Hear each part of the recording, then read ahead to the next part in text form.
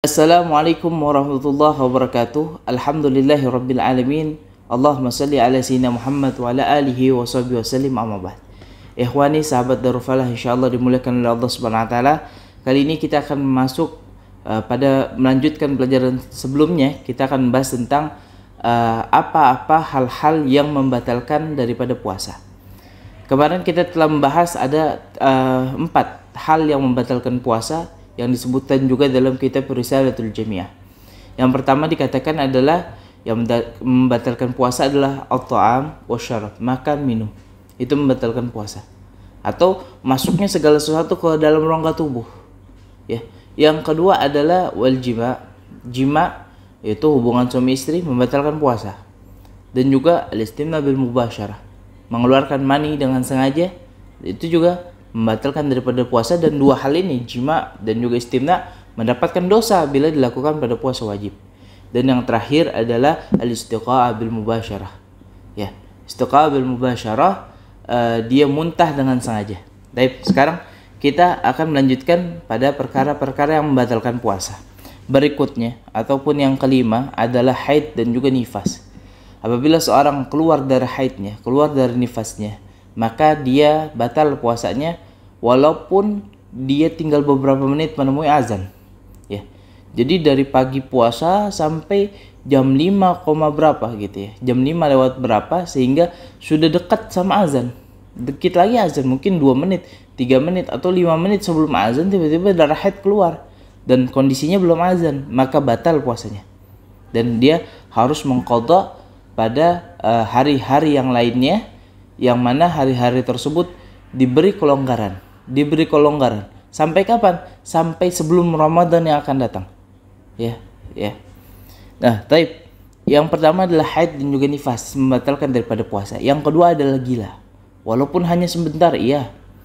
Jadi ada orang waras, tiba-tiba wallahu alam dia gila.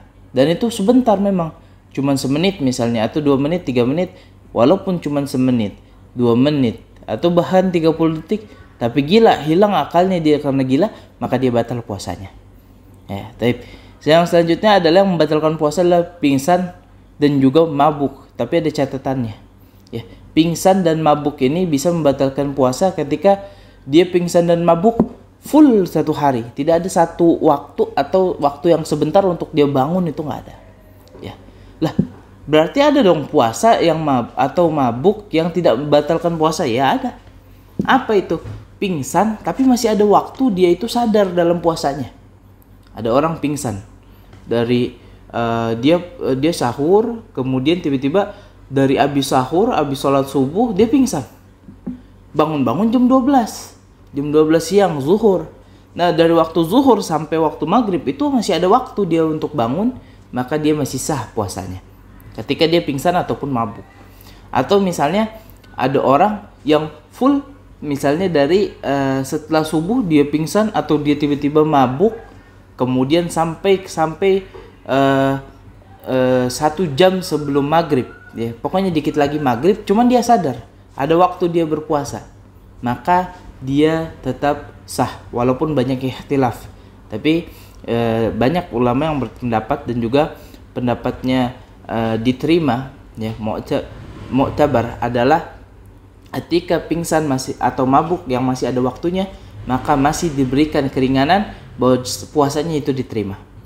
Bagaimana kok logikanya ada orang mabuk masih bisa puasa? Ya mungkin, wallahu alam. Ada orang misalnya jam 12 dia lupa kondisinya puasa, dia anggap itu teh, ternyata khamar. Nah, perkaranya kan kalau lupa itu tadi boleh, sah. Kita udah bahas. Lupa hal, lupa keadaan, dia kalau lagi puasa sah puasanya. Tapi mabuknya dia sah juga.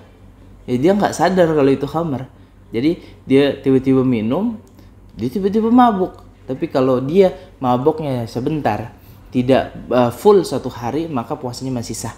Begitu juga dengan pingsan. Ya, beda lagi kalau pingsan bangun dikasih air minum, ya batal. Tapi kalau misal pingsan masih ada waktu untuk dia berpuasa, maka puasanya insya Allah masih bisa diterima oleh Allah Subhanahu wa taala. Yang selanjutnya, yang terakhir adalah masuknya segala sesuatu ke rongga tubuh. Ya.